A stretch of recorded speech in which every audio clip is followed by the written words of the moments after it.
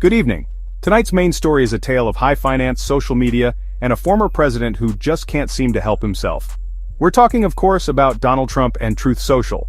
Launched in 2021 as a free speech alternative to Twitter, Truth Social is the flagship product of the Trump Media and Technology Group, or TMTG. Now, besides being a platform for fervent fans and even more fervent rants, TMTG is also a publicly traded company. This means its stock price is at the mercy of market forces, and perhaps other forces, as we'll soon discuss. You see, April 2025 was a turbulent month for the markets. The S&P 500, the Dow Jones, even the usually unflappable NASDAQ all took a tumble. And while there are often many factors at play in market dips, some pointed their fingers at a familiar source of chaos.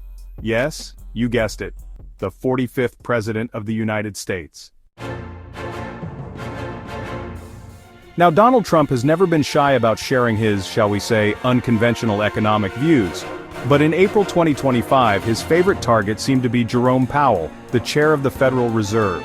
Using Truth Social as his bully pulpit, Trump repeatedly blasted Powell, calling him, and I quote, a major loser for not slashing interest rates.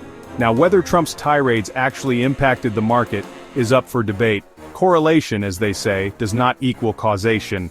But it's worth noting that his outbursts coincided with increased market volatility, and when you have the former leader of the free world publicly attacking the head of the central bank, well, let's just say it doesn't exactly inspire confidence in the economy. But wait, there's more.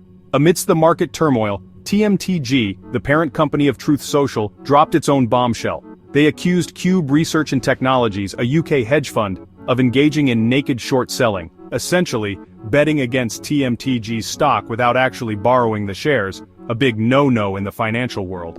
Now, TMTG's stock price had been on a bit of a roller coaster ride since its debut, and these accusations, while serious, also had a whiff of familiarity. You see, this wasn't the first time TMTG had cried foul play in the market. About a year earlier, they made similar allegations against Citadel Securities after another dip in their share price. However, no concrete evidence of wrongdoing was ever found in that case.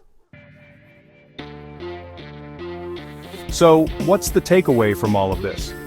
Well, it's hard to say for sure. Was Trump's criticism of the Fed a deliberate attempt to manipulate the market, perhaps to his own benefit? Were the short-selling allegations against TMTG legitimate concerns, or a way to deflect blame from the company's own struggles? Or was it all just a big coincidence, a perfect storm of bad timing and even worse luck? Frankly, we don't have all the answers.